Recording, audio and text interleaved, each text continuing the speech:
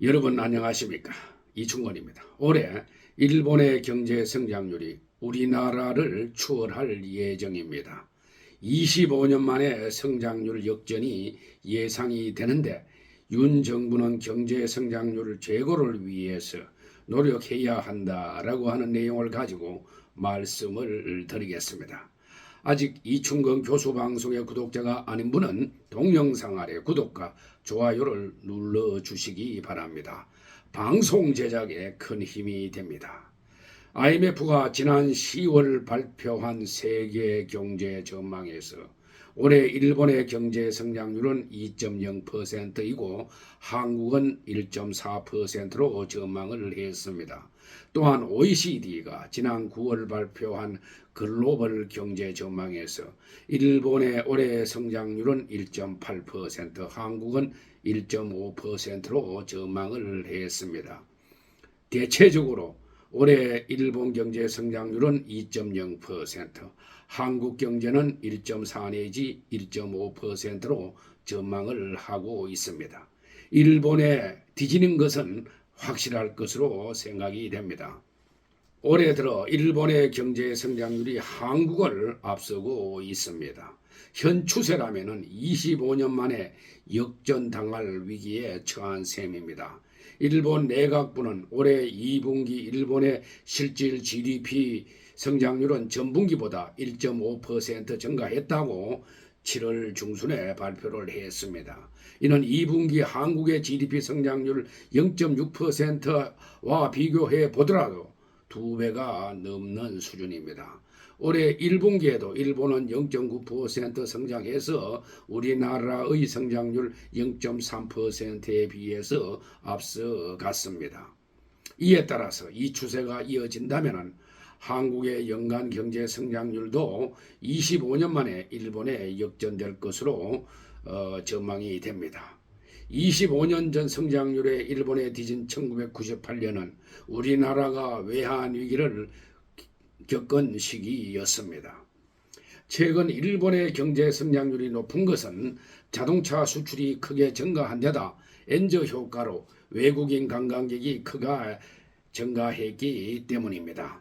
상반기 일본을 찾은 외국인은 1,070만 명으로 관광산업도 코로나 이전 수준을 회복하며 성장을 견인했습니다. 우리나라 관광객들도 최근에 일본의 엔저 효과로 많이 가고 있습니다. 또한 일본은 외국인 투자도 몰려 주식시장도 호황을 누리고 있습니다.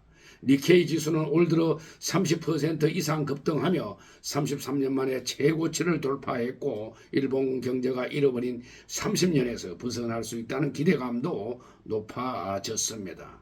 그러나 엔화 약세가 이끈 경제 성장은 부작용도 있어 일본 국민들은 성장의 단맛을 아직 누리지 못하고 있습니다.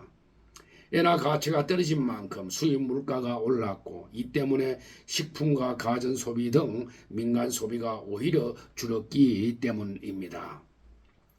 우리나라가 올해 들어 경제 성장률이 크게 하락하고 주식시장도 코스피 지수 2600 지수에서 2300 지수로 떨어져서 경제 상황이 상당히 어려운 실정입니다.